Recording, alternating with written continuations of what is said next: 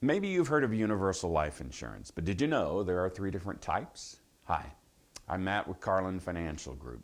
For the best retirement information and to help make sure you don't outlive your money, subscribe to our channel and ring that bell to be notified when we post new videos.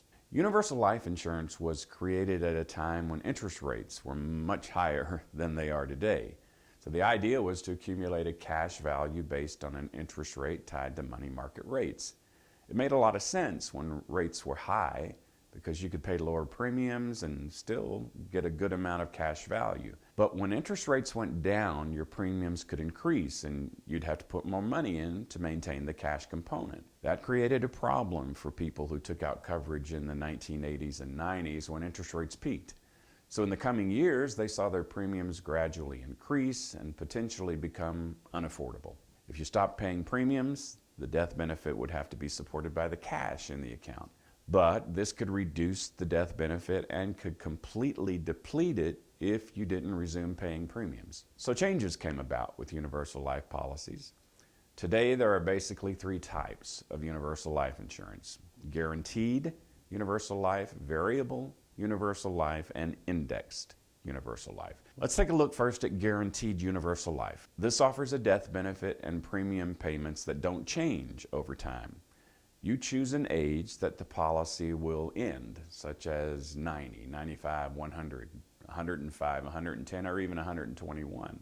Now, the higher the age you choose, the higher your premium is likely to be. This type of policy has little or even no cash value, and it's probably the cheapest type of universal life insurance you can buy. You're paying for the lifelong death benefit, not cash accumulation. The catch is, if we want to call it that, is that if you miss even one premium payment or make a late payment, the policy will likely lapse. Your coverage could end, and the insurance company would keep the premiums you paid, very much like they do with term insurance. The second type we'll talk about today is variable life insurance. This type of plan allows you to vary premium payments and death benefits within limits. It's also a plan you can more actively manage. It comes with a prospectus because it involves investing in sub-accounts that are similar to mutual funds. Now, this allows for the possibility of higher returns, but you could also see your cash value tank if the investments you choose don't perform. But if you like hands-on control of the types of sub-accounts you want to invest in, this option might work for you. These types of plans usually entail higher fees and can be a lot more complex in addition to their potential for volatility. If you have more specific questions about universal life insurance, let us know in the comments and we'll try to get those addressed for you in future videos. And finally, let's talk about indexed universal life. Indexed universal life insurance can also offer some flexibility in premium payments or death benefit, again with certain limits. If you follow our channel, you've likely heard us talk about indexed annuities. The indexed portion of indexed universal life functions similarly to the indexing in an indexed annuity, and that the underlying investments you choose are linked to a market index like the S&P 500. Although based on the company and the product you choose, you could likely have several different indexes to choose from. Now, this doesn't mean that you're investing directly in the index.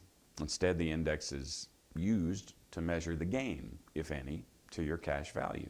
The index gains have limits, which are determined in the contract itself. You could have a cap on the earnings you can receive or a participation rate. So for example, if the index you choose has a cap of 10% and the index earns 15%, you would receive the 10%. If instead the index has a participation rate of say 50% and the index increases by that same 15%, you'd be credited 7.5%. As with indexed annuities, there's also a floor of a 0% return or no loss due to the market if the index doesn't produce a positive return.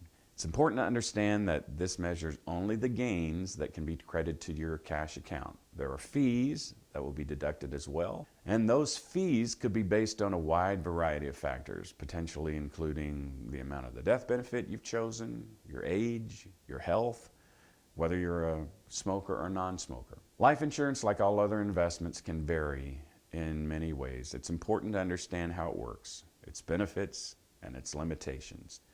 If you'd like our help in understanding your options, you can apply to become a client by clicking the link below in the description. I want to thank you once again for joining us for a few minutes today to discuss the different types of universal life insurance. Remember to subscribe to our channel and ring the bell to be notified when we post new videos. And as always, live today, plan for tomorrow.